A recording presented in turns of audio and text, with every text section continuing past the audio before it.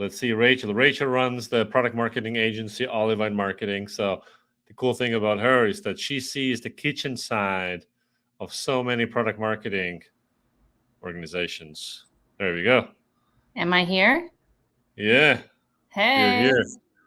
I All right. almost was even cooler and moved to Austin, but it didn't work out. That would have Well, been can't have everything. extra cool factor. All righty, Raechel. Well, looking forward to your wisdom. Yeah. Hey everybody, I'm Ray. I used to live in SF in New York, but now I'm in Miami, so feel free to ask me about that. I'm the co-founder of Olivine, which is a product marketing agency. We specialize in B2B SaaS. I'm also co-founding a pre-launch startup in the document AI space, and I just moved to Miami. Shameless plug. If you're there, hit me up. I would love to be your friend. So the theme of 2022 has been definitely painful learnings in resilience and diversification. So we took a nosedive on revenue in June, and it has been really we're recovering and it's been scrappy, but like full disclosure, it's been painful. So I'm learning that we need to diversify our customer base just as much as one would diversify their financial portfolio. And that does not just mean going up market. So, at Olivine, we have several publicly traded companies as clients. But when I look, deeper under the hood, I can see that pretty much everyone except for these blue, green dots are tech companies serving other tech companies as their customer base. And so, Heartland, they're kind of in their restaurant retail space. Diligent does serve tech companies, but they have like a broader portfolio set. Then we've done a few things in the healthcare industry and some other things. But really, when I look at our end user, our customer base's customers, they're all serving tech. And so I think it really exposed us to revenue hits. And so this year, I'm working to diversify that for us. That's helpful as an agency, but also as a PMM, if you're in-house, start considering new customer segments, not just based on like obvious product market fit, but thinking about diversification so that you can protect your company's revenue from these kind of booms and busts that are in particular sectors. And then if you're an employee, like obviously we've been seeing tons of layoffs. I think that moonlighting on the side is a great way to kind of make sure that your income is diversified and that you're more resilient to layoffs.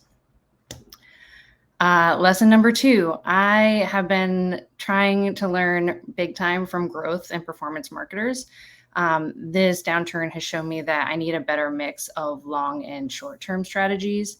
I definitely have strengths I'm realizing in the long-term side, like SEO, content marketing, building partnerships, done some great work with PEP. And this is, easy for me, but when it comes to like looking at the full funnel, I tend to lean into product marketing, content marketing, but really struggle on the demand and performance side. And so when it came to building a quick pipeline, I had really big gaps, never run paid ads, hadn't done any automated outbound like with Apollo or Dripify.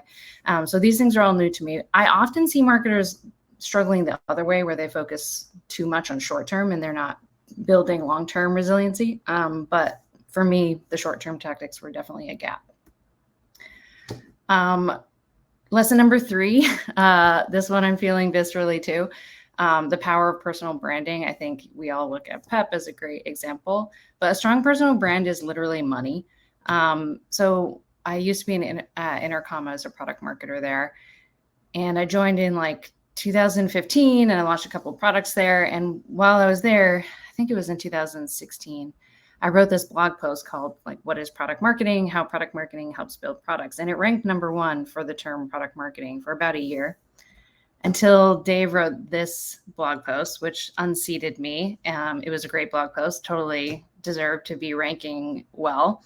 And so I did not take a note though then. This blog post that I wrote definitely helped me get Olivine clients. And, but I didn't really take a note and like continue to build up my personal brand. And hopefully I don't seem too tacky, but I'm just like in awe of Dave because he started at Drift as a marketer after I started at Intercom. And like, look how many followers this guy has. He's such an inspiration. And it shows me that I really need to work on consistency, posting. I think I have like decent ideas to share, but I just don't bother doing it. And now I'm seeing like, oh, the best time to plant a tree was 20 years ago, but the second best time is now. And considering I'd say we both started around the same time in product marketing, he's obviously done so much better than me. So I'm going to take that as a lesson this year and work on doing that a bit more. And just a note for when I'm hiring folks at Olivine, and we have a marketplace of consultants too, I don't look at resumes. I'm looking at their LinkedIn activity. Like, this is how I've met a lot of people that work for me. They've said something intelligent in a comment, and then I hit them up, and that's how that happens. And I usually ask for a Loom video of them introducing themselves. So, finding employees, finding places to work, this is just completely invaluable. So no matter what you do, building your personal brand can only help you. And then some product marketing priorities for us in 2023, things I'm thinking about, like I mentioned, customer diversification. So treating our client list just like an investment portfolio and expanding to serve a broad range of sectors, not just going enterprise, because we had some enterprise clients and that didn't save us. Always going to be working on positioning and messaging. It's the hardest part to get right, and also the most important. You can never rest on this. And so I'm always kind of searching to see how we can improve and really stay sharp here. And I'm probably a little late to the train, but going to be using more AI writing tools this year. Specifically, I've been enjoying Jasper. I think we're going to have to find that balance between being human, having high quality, but I myself and at Olivine, we struggle with doing distribution properly. We like create a great content, and then we just like write about it once on LinkedIn, and then we moved on. So going to be using some of these AI tools to like work on better, distribution and just kind of feeding the SEO beast, but while still keeping that humanness and the quality up high. And then quick plug, if you're a product marketer looking to do some consulting, you can join us on Marketplace. If you want to write for Olivine, we're accepting that. We just launched an affiliate program, but I hope you'll hit me up on LinkedIn and Twitter.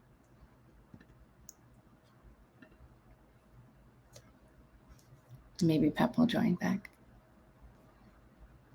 All right.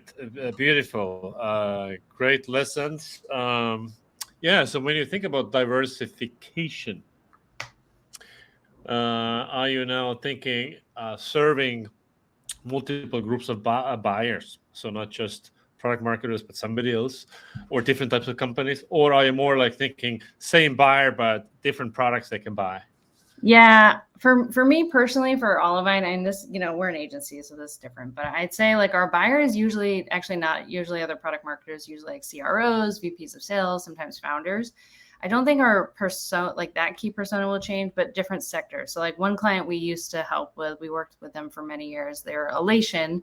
They are like a tech company, but they serve private practice care physicians. They're like the EHR, the electronic health record. And so it's like, yes, they are a tech company, but their customer base is not other tech companies. So when the tech sector crashes, like they still have clients and revenue. And so I think that's what we're thinking about as other sectors. I think when I think about past segmentation projects and go to market that I've done in-house, like at Intercom, it's kind of like, what's the most obvious next feature fit? Or like what segment could we get the most traction in necessarily, like quickest traction? It's not necessarily thinking about the lens of how can we diversify and like get a whole different, base that has a different end user, so that, if this market has a downturn and needs to start canceling contracts, what other sectors might be more insulated from that, healthcare, insurance, other consumer products. So yeah, I think persona diversification is interesting, but I think industries, people usually just tend to go with like the least amount of friction, like where can our product feature set serve? So that's something to think about.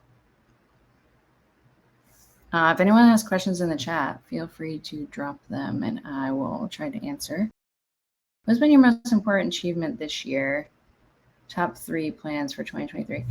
Important achievement this year, I'd say, would be launching the Olivine Marketplace. So that we connect, it's still really early days and small. We've got about 12 consultants on it, but it's for earlier stage companies and startups who don't want to do the full agency thing. And it's been actually great for helping employ product marketers who've been laid off. They're all like brilliant. They do great work. And so launching that, I launched that in July, like as a reaction to the market downturn. And it's been really great because we've been able to help a few PMMs that got their roles trimmed and kind of like close that revenue income gap for them and help them. I don't think they're going to stay consulting long term, but just until it gives them like a little more choice when they're thinking about their next role. So I was pretty excited about that. Plans for 2023. I mean, I think we're personally just going to keep at it. Like I said, trying to diversify a bit. Pep and I did record a B2B messaging course last summer. Maybe we'll release that in 2023. It's coming, I promise. It's coming. We're making a cookbook on like how PMMs can start their first 30, 60, 90 days. I got the idea because Python folks, like instead of how-to guides, they call them cookbooks. And then I was like, let's do a cookbook. And then like, of course, now it has to have a food theme. And then, well, I guess we'll do a Mexican taco truck, but next time we want to do ramen. So anyway, we're doing a cookbook. Nice. I meanwhile lost internet in my office, hence my dialed in. All good. I managed phone. Sort of recover. We're starting my thing over here. This is the office. You guys haven't been. Oh, Antonio has a good question here. How can you measure KPIs and showcase clients and product marketing efforts? Oh, I mean, this is the problem with product marketers. They don't have KPIs. Or they don't have like one metric that's like tied to revenue. I really like to track like kind of a suite of metrics before we start working with people. So one is, sign up. If there's a sign up or conversion on the web, usually there's conversion, but if it's like a sign up for the product, visitor to sign up conversion should improve. Average deal size should go up. Time to close should go down. Churn should go down. So these are the kind of 4 metrics that I try to track. But it's not perfect. I mean, yeah, this is the plight of product marketers. I think the easiest way product marketers can show value is if they do ICP research, message testing, and then improve on page, landing page, website messaging, and then you run an A/B test after measuring before and after, and you can show conversion rate improvement. Yeah. Well, it's like, hey, look, we did something, right? Yeah, totally. I love that. I do. Sometimes the people I work with, they struggle with A/B testing because they're early stage and they just like don't really have that instrument. They don't have the volume, yeah. Mm-hmm. They don't have enough traffic to like make something statistically relevant. So we're all just like figuring there. Yeah. But if your monthly, let's say weekly or monthly sign-up rates for demos for app, whatever, let's say they're stable. I get 50 a week. Okay, and then you just change shit on your website, and now you get 70 a week. So if the change is more than 20% improvement or decline, it's probably because of what you did. If it's like 10% better, I mean that's normal fluctuation. If it's 30% better, I mean it's for sure because of what you did. Yeah. Something interesting, I've been talking with this more performance growth marketer, Wilton, and now I can't remember his last name. But I'll find it and LinkedIn post this. Okay. But he's on the growth side, and he's been talking about kind of local maximum versus global maximum for paid ads. And so he'll like start running an ad and start optimizing it, and he'll get some incremental improvements, and then sometimes he'll work with a product marketer who's really done strong positioning and messaging, and their whole like right out of the gate that conversion is stronger, and so he's starting to find a global maximum.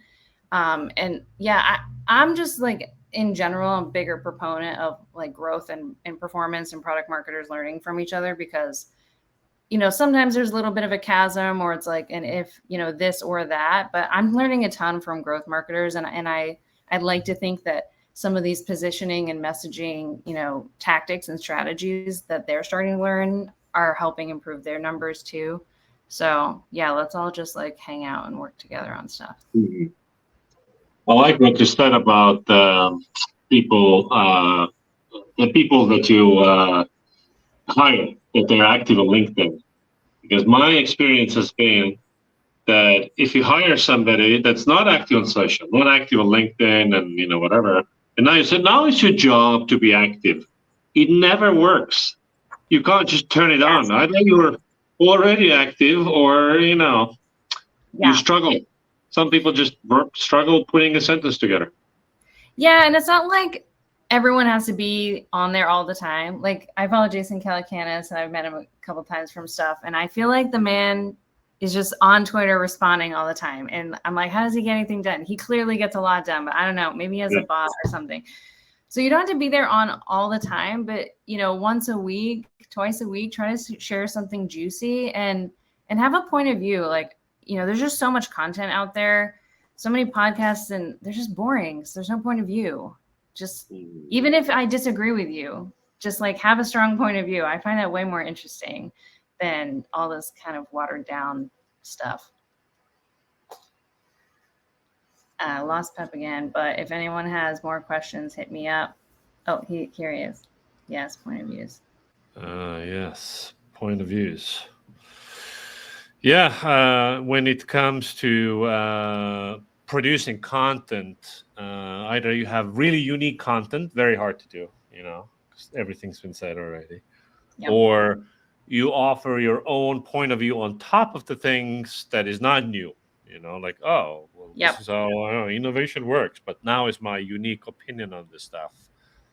Or the production quality, format, packaging is on another level or different, clearly different.